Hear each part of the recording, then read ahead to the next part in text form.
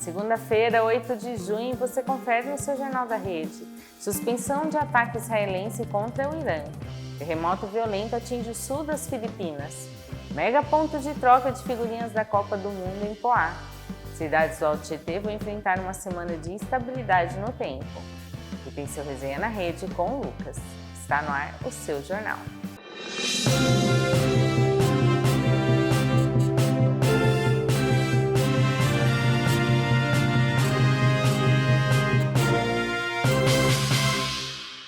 O governo de Israel aceitou o apelo do presidente dos Estados Unidos, Donald Trump, e suspendeu os ataques aéreos contra o Irã nesta segunda. A decisão ocorreu horas após o governo iraniano também anunciar uma pausa nas hostilidades. As duas potências do Oriente Médio travaram um conflito direto com troca de mísseis balísticos na madrugada, rompendo em definitivo o frágil acordo de cessar-fogo que estava em vigor desde o mês de abril. Durante negociações de bastidores, Trump cobrou energicamente os dois lados para pararem o tiroteio imediato e revelou que Netanyahu não tinha opção a não ser aceitar, porque a Casa Branca é quem comanda as decisões. Apesar do recuo mútuo entre os dois países, a rede de TV Canal 12 confirmou que a trégua não vale para o Líbano e que as forças israelenses vão continuar atacando as bases do grupo terrorista Hezbollah. Olha, vamos continuar falando de internacional. Olha, um violento terremoto de magnitude 7,8 atingiu a ilha de Mindanao, no sul das Filipinas, deixando um rastro de destruição com 15 mortes confirmados e 129 pessoas feridas por enquanto. O abalo sísmico ocorreu em apenas 10 quilômetros de profundidade e fez as autoridades ativarem um alerta máximo de tsunami para o país e para a vizinha Indonésia. Estações de monitoramento já identificaram ondas revoltas de até 1,40 m acima do nível normal. A ilha afetada é a segunda maior em extensão nas Filipinas e conta com mais de 27 milhões de habitantes, o que gera grande preocupação nas equipes de resgate que trabalham nos escombros. O arquipélago fica localizado no chamado Anel de Fogo do Pacífico, uma região altamente propensa a terremotos de grande magnitude por conta das fossas oceânicas. Institutos de geociências continuam monitorando possíveis novos tremores na região e a gente vai atualizando vocês, tá? Vamos falar agora de Copa do Mundo, mas não é de coisa boa não. As tentativas de fraudes relacionadas à Copa avançaram de forma assustadora e atingem 34% dos internautas brasileiros, de acordo com o levantamento da NordVPN. O número representa quase o dobro do ciclo registrado no Mundial anterior, impulsionado principalmente pelo uso da inteligência artificial generativa. A tecnologia permite que os criminosos criem sites falsos e campanhas de engano direcionadas em poucas horas, multiplicando por 8 as queixas do Procon em São Paulo. Além dos golpes digitais por meio do Instagram e WhatsApp, o mercado real de álbum de figurinhas também enfrenta uma onda de falsificações e produtos não entregues. Especialistas alertam que a instantaneidade do Pix dificulta a recuperação do dinheiro após a concretização da fraude. O órgão de defesa do consumidor recomenda desconfiar de preços muito abaixo do mercado, pesquisar o CNPJ da loja e guardar todos os comprovantes. Gente, presta muita atenção em tudo que vocês vão clicar. Às vezes parece tão assim ali real e você aproveita uma promoção de figurinha, alguma coisa de troca, tudo. Não cai nessa, hein? Olha, o Ministério Público do Rio de Janeiro protocolou um recurso para tentar anular o julgamento do caso Henri Borel, que beneficiou a mãe da criança, Monique Medeiros, com perdão judicial. Nossa, esse caso tem dado o que falar, né? O promotor Fábio Vieira dos Santos alega que a votação foi contaminada por uma confusão provocada pela própria juíza, que colocou em dúvida se a omissão da ré teria sido dolosa ou culposa na morte do filho. A promotoria sustenta que os jurados já haviam condenado a mãe por homicídio doloso nas primeiras rodadas ali de perguntas. Enquanto o ex-vereador Jairinho foi condenado a mais de 43 anos de prisão em regime fechado por homicídio e tortura, Monique Medeiros acabou recebendo uma pena de apenas 1 ano e 4 meses em regime aberto pelo crime de tortura por omissão, sendo solta logo em seguida. A defesa de Jairinho também confirmou que vai entrar com recurso para anular o júri, alegando que o tribunal desconsiderou as provas em favor do acusado. Isso ainda vai dar muita história e a gente vai atualizando vocês aqui, viu? O atleta profissional e influenciador fitness Fábio Giga, de 46 anos, se envolveu num acidente de trânsito conduzindo um Porsche de luxo na cidade de São Paulo. Gente, O Porsche virou... Antes era o Camaro, né, que a gente via tanto, agora é Porsche, tem muito acidente com esse carro. O caso ocorreu no último sábado, dia 6 de junho, quando o esportista estava acompanhado do também influenciador William Brito Piovesan, conhecido como Bitelo. A Polícia Civil investiga as circunstâncias da colisão após imagens de alta velocidade viralizarem. Fábio Giga é uma das maiores referências do fisiculturismo nacional, com mais de 4 milhões de ouvintes e seguidores nas redes sociais, além de ser dono de uma academia 24 horas na capital. O carro envolvido na batida é um Porsche 911 Carrera GTS. Antes do acidente, o companheiro de viagem Bitelo já havia publicado vídeos operando o veículo em alta velocidade, o que chamou a atenção da polícia e da opinião pública também. Vamos ver aí o que vai dar essa repercussão, né? Os estudantes de todo o país ganharam mais uma semana de prazo para garantir a participação no Enem 2026. O Ministério da Educação e o INEP prorrogaram as inscrições até a próxima sexta, dia 12 de junho, diretamente pela página do participante na internet. Aproveita a oportunidade então. O valor da taxa é de R$ 85 para os alunos não isentos e o pagamento deve ser efetuado até o dia 17. A mudança no cronograma não vai alterar as datas da aplicação do exame, que continuam marcados para os dias 8 e 15 de novembro, aliás. Estudantes da rede pública, bolsistas integrais e beneficiários do programa PED Meia têm direito à isenção da taxa, mas precisam realizar o cadastro obrigatoriamente. O governo federal destacou que vai pagar um incentivo extra de R$ 200 para os alunos do PED Meia que comparecerem aos 2 dias de prova. Gente, na verdade, vocês, alunos que estão interessados, né, ou até mesmo quem já concluiu, quer fazer uma faculdade, poxa, tem que ir lá e fazer, né? Fazer sua parte também.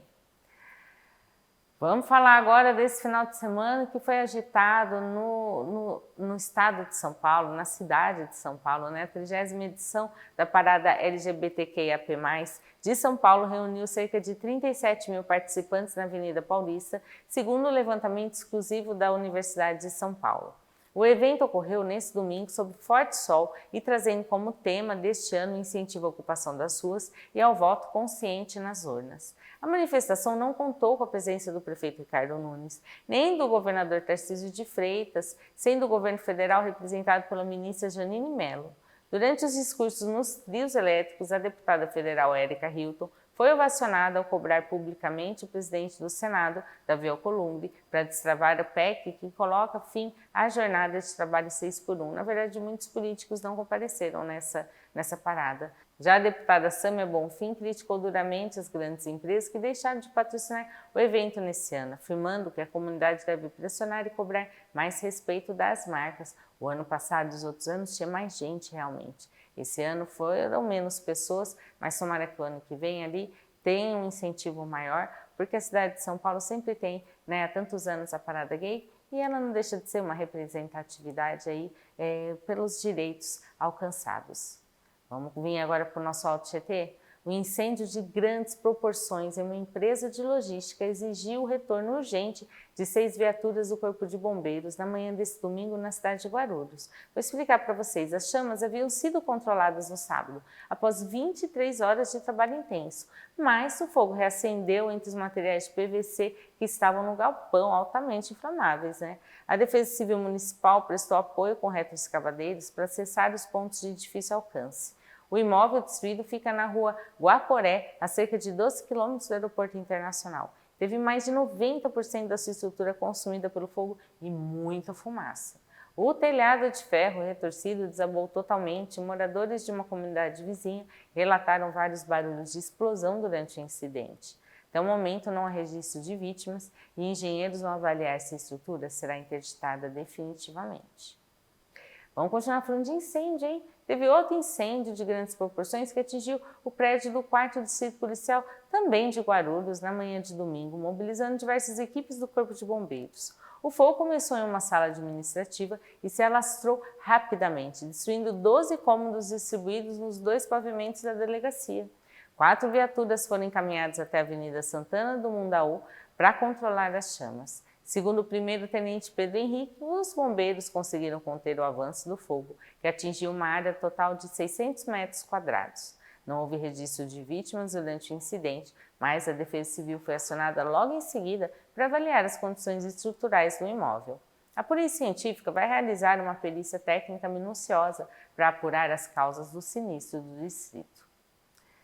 Um homem foi preso em flagrante pela PM na noite de sábado após subir no telhado de um salão de beleza, arremessando telhas contra a própria mãe e o padrasto no distrito de Brás Cubas, em Mogi. Segundo a corporação, o acusado apresentava comportamento compatível com surto psicótico e sob efeito de entorpecentes. Os PMs conseguiram convencer o suspeito a interromper os ataques e descer do imóvel após a negociação. Tacar telha na própria mãe, hein? Durante o surto, o homem provocou destruição no imóvel e danos em diversos veículos que estavam estacionados numa oficina mecânica. O padrasto foi atingido por uma telha na região do abdômen e precisou ser encaminhado à UPA do Jardim Universo, enquanto a mãe não sofreu ferimentos. O agressor passou ali por atendimento médico e foi conduzido para a central de flagrantes, onde permaneceu preso por violência doméstica, estragando até carro de oficina mecânica. Ai. Olha, e o tombamento de um caminhão interditou parcialmente o quilômetro 86 na rodovia Mogi-Bertioga na manhã desta segunda, no trecho de Bertioga mesmo. Segundo a ARTESP, o veículo seguia em direção ao sentido sul da via quando perdeu o controle e tombou com uma carga completa de painéis solares. Por conta do acidente, o trânsito no local teve que operar no sistema pare e siga. As faixas continuaram parcialmente bloqueadas por trabalho das equipes de remoção da carga e do veículo da pista. A concessionária Novo Litoral, que administra a rodovia, foi acionada para prestar atendimento e sinalizar o perímetro. Até o momento, não há informações sobre o estado de saúde do motorista ou se houve registro de outras vítimas no local. A colisão traseira entre dois ônibus de viagem provocou congestionamento e interditou uma das faixas da rodovia Presidente Dutra na manhã de hoje, no município de Arujá. Olha, segundo relatos, o trânsito apresentou retenção por volta das 6 da manhã, logo cedinho, obrigando o coletivo ali da frente a frear. O segundo veículo, que vinha logo atrás, não conseguiu parar e atingiu e cheia a traseira do outro.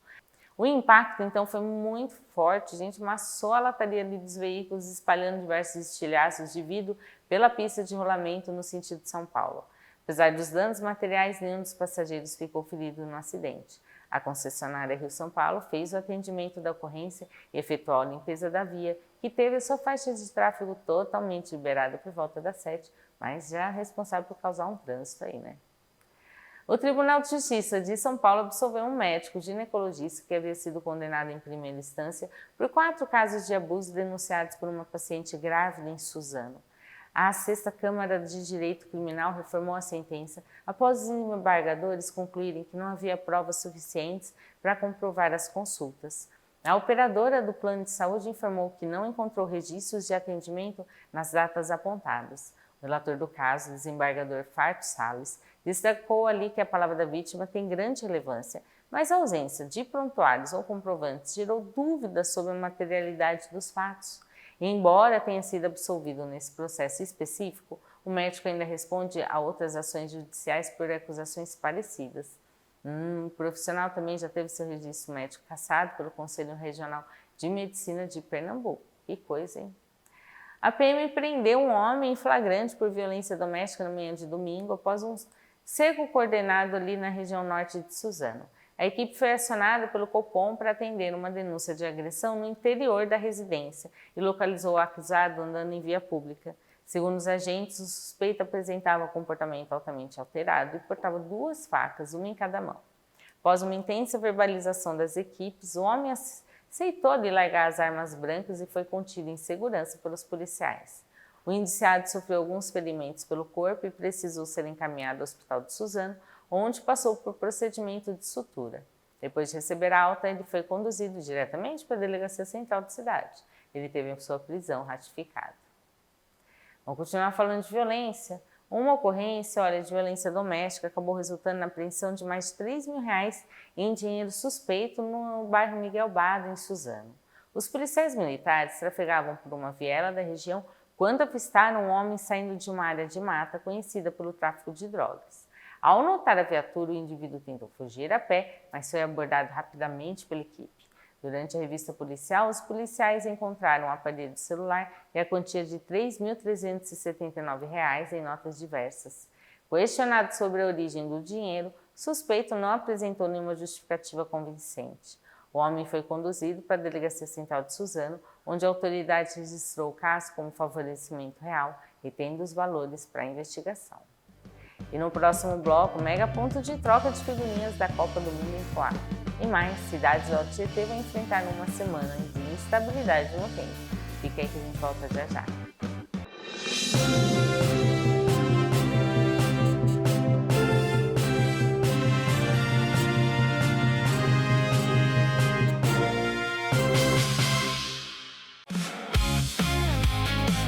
E seja bem-vindo à Toyota. Eu tô aqui em Guarulhos, na Avenida Anielo Pratice. Gente, olha só que tecnologia. Toyota é tecnologia japonesa. Aqui você tem até 10 anos de garantia. Quem é que te oferece 10 anos de garantia? Até 10 anos de garantia?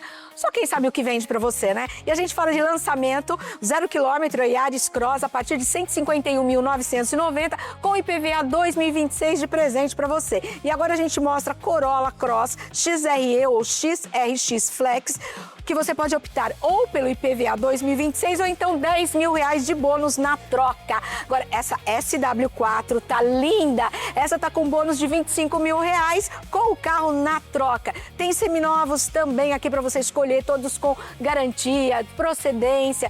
E dependendo do Toyota seminovo que você compre aqui, você tem até 10 anos de garantia também, tá? No 0 km no seminovo Toyota, tá bom? Agora a gente fala do consórcio Toyota, com as melhores taxas de administração aqui você encontra. Comprando acessórios, comprou seu Toyota, comprou acessórios aqui, você tem até R$500 de bônus na compra de acessórios. E anota o endereço, Avenida Anielo Pratice, 350 Jardim Santa Francisca, aqui em Guarulhos. É Toyota, tecnologia japonesa oferecendo o que há de melhor para você.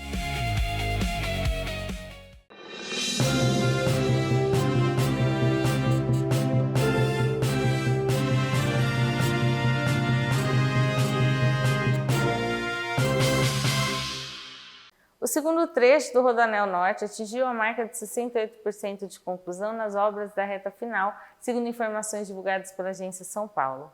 O governo do estado reforçou o compromisso de que a extensão de 44 quilômetros entre a rodovia Fernão Dias e a Avenida Raimundo Pereira de Magalhães vai começar a operar até o fim do segundo semestre de 2026. O complexo atuará diretamente para retirar o fluxo pesado de caminhões da Marginal Tietê. A concessionária Via São Paulo Serra utilizou técnicas avançadas de engenharia para perfurar os 14 túneis do traçado, que chegaram a ficar 7 anos com os trabalhos parados.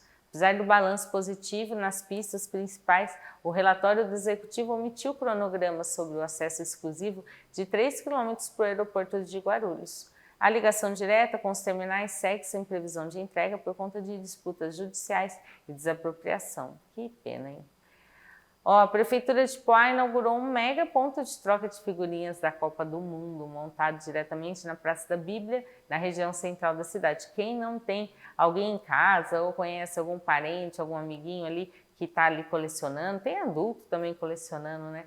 O prefeito Saulo Souza e a primeira-dama Flávia Souza participaram da abertura do espaço, que reuniu diversas famílias e apaixonados por futebol. O local conta com estrutura coberta, segurança e iluminação, garantindo o conforto de colecionadores de todas as idades. A iniciativa visa estimular a interação social e ajudar os moradores a completarem um álbum do Mundial de forma totalmente gratuita. Segundo o chefe do executivo, o espaço foi criado ali para fortalecer o sentimento de união e convivência comunitária durante os dias de jogos da seleção e para economizar um pouquinho no bolso, né? O megaponto funcionará diariamente das 8 da manhã até as 9 da noite, seguindo ali em atividade até o dia 19 de julho. Aproveite aí para então completar o seu álbum, né? O Parque Aquático Magic City anunciou uma campanha de utilidade pública que vai liberar 5.000 ingressos totalmente gratuitos para o próximo jogo, que vai ser sábado, do Brasil, que ele vai jogar dia 13 de junho. A ação acontece na mesma data de estreia da seleção e os visitantes vão poder aproveitar a estrutura das 10 horas da manhã até as 5 da tarde. Para garantir a entrada, olha, é obrigatório realizar um agendamento virtual até a próxima quinta. Presta atenção, hein? De acordo com as regras do complexo de lazer, cada CPF poderá reservar até 3 ingressos e a campanha exige a doação de 1 quilo de alimento não perecível por participante. Além disso, será obrigatório comparecer ao parque usando a camiseta da seleção brasileira. A diretoria do complexo destacou que as partidas do Mundial não serão exibidas no interior do estabelecimento, que é até mais tarde nessas partidas. A Secretaria de Meio Ambiente de Suzano, em parceria com o Fundo Social de Solidariedade, deu início oficial à campanha do Agasalho PET. A iniciativa tem como objetivo arrecadar itens como caminha, cobertor, roupinha para proteger os animais em situação de vulnerabilidade durante os dias de inverno. Todas as doações podem ser entregues nos mesmos pontos de coleta estabelecidos para a campanha do agasalho tradicional. Segundo a presidente do Fundo Social, Débora Rafouich, a ação quer olhar com carinho para os animais que aguardam aí um lar ou que são cuidados por protetores independentes. Os materiais arrecadados serão encaminhados diretamente para o projeto Baby Me Leva, dedicado à adoção responsável no município. Se você for aproveitar para levar também a doação de agasalhos aí para humanos, né, também separa direitinho em sacola, tudo, para a gente poder trazer aí um pouquinho de conforto para quem precisa, né? Cidades do Alto Tietê vão enfrentar uma semana de instabilidade, com céu carregado de nuvens, queda acentuada nas temperaturas e previsão de chuva forte. Já que a gente está falando de tempo, olha, segundo a Climatempo, os termômetros na região devem variar entre as mínimas de 8 e máxima de 27, grande a variação. A mudança no tempo é provocada pela chegada de uma massa de ar fria e pela formação de um ciclone no sul do país, que deve causar rajadas de vento. A segunda metade da semana requer atenção. Chuvas ali mais intensas estão concentradas entre quarta e sexta. Meu Deus, em Mogi, a quinta será o dia mais gelado e chuvoso, com os termômetros marcando apenas 11 graus. Já em Suzano e Itacoaipó, as mínimas descem para 9, enquanto Santa Isabel registra o dia mais quente no domingo, com até 27 graus. Já que a gente está falando em frio, vamos ver como fica a previsão para amanhã. Em Suzano, amanhã se inicia ali com céu parcialmente nublado e tempo frio. No decorrer da tarde, as temperaturas se elevam, mínima de 9 e máxima de 24 graus. Em Guarulhos, o cenário se mantém com mínima de 10 e máxima de 24.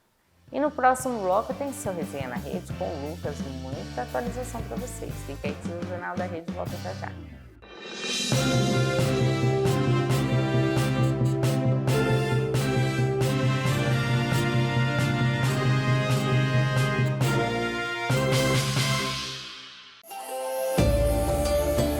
Hoje nós vamos falar de um clássico da culinária japonesa, o sukiyaki. O sukiyaki é um prato tradicional do Japão, muito apreciado em momentos de reunião com a família e amigos. Ele é preparado em uma panela na mesa, com ingredientes cozidos lentamente em um caldo saboroso à base de shoyu, açúcar e saquê. Cada momento traz uma combinação única de sabor e aconchego. E é aqui que entra o diferencial. A Goro traz ingredientes que faz toda a diferença no que realmente importa: o sabor, o momento e a experiência à mesa. Temos nossa linha de massa de peixe que entrega textura única e sabor marcante ao caldo. Tofu, leve e perfeito para absorver o tempero. Moyashi, que traz frescor e equilíbrio.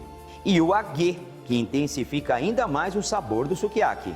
Com hortaliças selecionadas e a qualidade Goro, o seu sukiyaki se torna uma experiência completa e autêntica. Experimente e sinta a diferença no sabor. Goro, qualidade e tradição japonesa na sua mesa, sempre fazendo o melhor para você.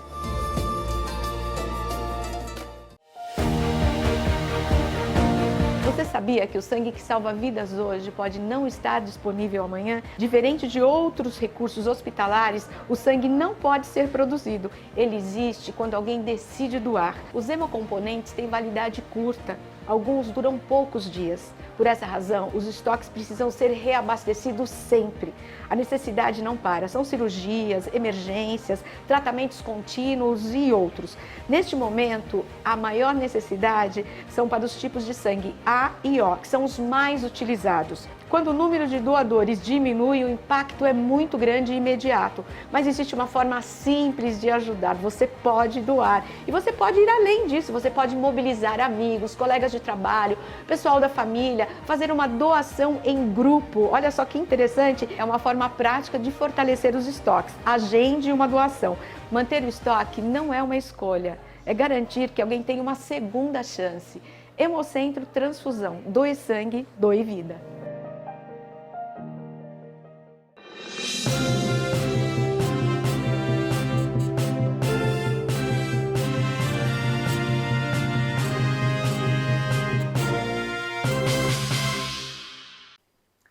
Fala pessoal ligado no Resenha na Rede, começando aqui mais uma edição, agora falando muito de seleção brasileira, falando de Copa do Mundo, porque finalmente chegamos na semana do Mundial mais aguardado aí, porque tivemos ano passado de clubes, esse ano agora sim de seleções, Mundial esse disputado México, Canadá e nos Estados Unidos, então vamos até o mês de julho falando muito sobre os jogos da Copa.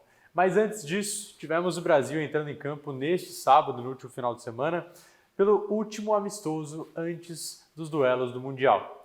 E jogando em Cleveland, Ohio, o Brasil venceu o Egito por 2-1. Os gols da seleção foram marcados por Bruno Guimarães, ainda na primeira etapa, e Endrick, que definiu aí o placar no segundo tempo. O gol marcado pelos egípcios foi de Zico, nome conhecido dos brasileiros, né? Mas não tem nada a ver com o Galinho, apesar de que, sim, é uma homenagem ao ídolo flamenguista. O pessoal do Egito lá, da seleção principalmente, tem muito essa coisa de, colocar os apelidos na camisa, colocar os apelidos ali como se fosse o nome deles mesmo no jogo, como se fosse espelhar ali, ter uma admiração por alguém. Então vocês podem ter percebido que tinha um Trezeguet jogando no Egito, que remete ao ídolo francês, agora também o Zico. Então são alguns dos nomes que vemos aí com essa semelhança do futebol brasileiro e mundial. Mas curiosidades à parte, dentro de campo foi um Brasil que começou até que bem, deu a sorte ali do Bruno Guimarães conseguir roubar a bola da defesa egípcia e fazer o gol, e do outro lado também eles deram sorte, porque o Marquinhos acabou errando um passe, deu de presente nos pés do Zico, que fez o gol ali do 1-1. Aí na segunda etapa, o Endrick entrou para fazer o que Igor Thiago, Vinícius Júnior e afins não fizeram no primeiro tempo. Foi botar a bola na rede. Nessa tentativa ali de ver como jogaria Igor Thiago, Vinícius Júnior, tivemos a seleção perdendo muitos gols na primeira etapa e aí no segundo tempo brilhou a estrela do garoto Endrick, que marcou o gol da vitória brasileira. Ele foi eleito ali não só o melhor jogador da partida, mas também foi agraciado com o troféu no final do jogo. Então, esse foi o encerramento do Brasil desse ciclo antes da Copa do Mundo e, infelizmente, tivemos um corte na seleção brasileira. O lateral Wesley acabou se lesionando ainda no primeiro tempo de jogo e não disputará a Copa do Mundo. O volante Ederson foi convocado por Carlo Ancelotti para a vaga que tinha ali em aberto no elenco. Então, sai um lateral direito, vem um volante e, com isso, temos muitas dúvidas aí, principalmente nesse setor defensivo. Então quem vai fazer lateral direito? Ibanhas improvisado? O Danilo, que já não é mais aquele jogador que a gente conhecia? Ou vai ser o Fabinho, que apesar de ter atuado por muitos anos agora já como volante, lá atrás ele jogava como lateral direito no Mônaco. E ainda falando sobre jogadores, Neymar Júnior é um dos assuntos aí que mais gera o que falar na seleção brasileira. Em comunicado divulgado nesta segunda-feira, a CBF afirmou que o jogador passou por uma ressonância e que segue tudo ok dentro dos preparativos, ali dentro dos conformes para que ele possa atuar ainda nessa Copa do Mundo. Lembrando que a gente tem aí a seleção mais ou menos com esse cronograma dele para o primeiro jogo ou então para a segunda partida já da fase de grupos. Então a gente segue para ver como que vai ficar a situação do Neymar. Independente de qualquer coisa, se voltar nesse, se voltar no próximo, eu duvido que ele volte como titular. Afinal, tem a questão física, tem a questão de ritmo de jogo, então tudo que nós sabemos, mas Neymar não será cortado, viu? O próprio Carlo Ancelotti já confirmou, antes mesmo da seleção embarcar ali para Cleveland. E olha, lembrando, o Mundial começa já nessa quinta-feira, com México e África do Sul se enfrentando às 4 da tarde no estádio Azteca. Mais tarde, às 11 da noite, temos Coreia do Sul e Tchequia, também jogando pelo grupo A. Aí na sexta-feira, Canadá e Bósnia duelam às 4 da tarde e aí às 10 horas da noite, Estados Unidos e Paraguai fecham então essa primeira rodada. Lembrando, tem jogos aí do grupo A, B e C por conta dos países sede, né? Então, México jogando, obviamente, no México, Canadá no Canadá, Estados Unidos também jogando nos Estados Unidos, cada um jogando no seu país ali nessa primeira rodada. E a seleção brasileira vai a campo no sábado contra o Marrocos no MetLife Stadium, Nova Jersey, que é quase ali Nova York, então uma região metropolitana próxima da cidade de Nova York. Então, muito provavelmente, vocês vão ver falando MetLife Stadium, Nova York, e às vezes Nova Jersey, os dois estão certos, porque é realmente uma proximidade. E agora, a gente vira um pouco do assunto Copa do Mundo, sai um pouco do futebol, é claro, na quinta-feira. E de quinta em diante teremos muito o que falar por aqui de futebol, mas agora a gente abre um pouco espacinho no Resenha na Rede para falar de Suzano e de basquete. Primeiro com o Suzano Vôlei, que confirmou os últimos nomes que integrarão sua comissão técnica para a próxima temporada. Os profissionais atuarão nas disputas do Campeonato Paulista de 2026 e da Superliga 26-27. Entre as novidades, destaca-se a chegada do técnico Neri Tambeiro e o profissional, que estava no Vôlei Guarulhos, substitui César Douglas, que encerrou seu ciclo no clube. Junto ao gaúcho, o Suzano também passa a contar com Fernando Martins, assistente técnico com experiência nas seleções brasileiras de base. A dupla redita uma parceria que conquistou 3 vice-campeonatos nacionais. O trabalho mais recente foi no vôlei Renato, com os títulos da Copa do Brasil e do Campeonato Sul-Americano de Clubes. Outra novidade é a chegada do ex-levantador Rodriguinho como supervisor técnico da equipe. Aos 46 anos, o atleta mais longevo da última edição da Superliga anunciou sua aposentadoria das quadras após 29 anos de carreira profissional, sendo 9 deles defendendo as cores de Suzano. Agora, inicia uma nova etapa no voleibol ao assumir a função anteriormente ocupada por Manius Abadi. E é claro, não tem como falar do esporte na região sem falar do Mogi Basquete, que já se prepara para mais um importante capítulo na formação de jovens talentos do basquete brasileiro. A Liga Nacional de Basquete confirmou que o ginásio Professor Hugo Ramos, o Hugão, será novamente uma das sedes da Liga de Desenvolvimento de Basquete de 2026. A decisão consolida Mogi das Cruzes como uma das principais casas da competição no país. Esta será a 5ª vez que o Hugão receberá partidas da principal competição de base do basquete nacional. O fato reforça o protagonismo do clube mogiano no desenvolvimento de atletas sub-22 e na valorização das categorias de formação. A edição de 2026 da LDB contará com 24 equipes de diferentes regiões do Brasil. A competição segue como uma das maiores vitrines para jovens promessas da modalidade. Nos últimos anos, a LDB revelou atletas que posteriormente ganharam destaque no NBB Caixa e até no cenário internacional. Dentro de quadra, o time mogiano será comandado pelo técnico Milos Alexander, que segue à frente do projeto Sub-22 do clube. Então, você segue acompanhando por aqui as principais novidades dos esportes no Brasil e no mundo. Muita coisa aí desse Mundial de 2026, disputado no Canadá, no México e nos Estados Unidos. E, é claro, suas atualizações de Mogi Basquete e Suzano Vôlei você acompanha sempre aqui na Rede Alto GT. Forte abraço e até mais!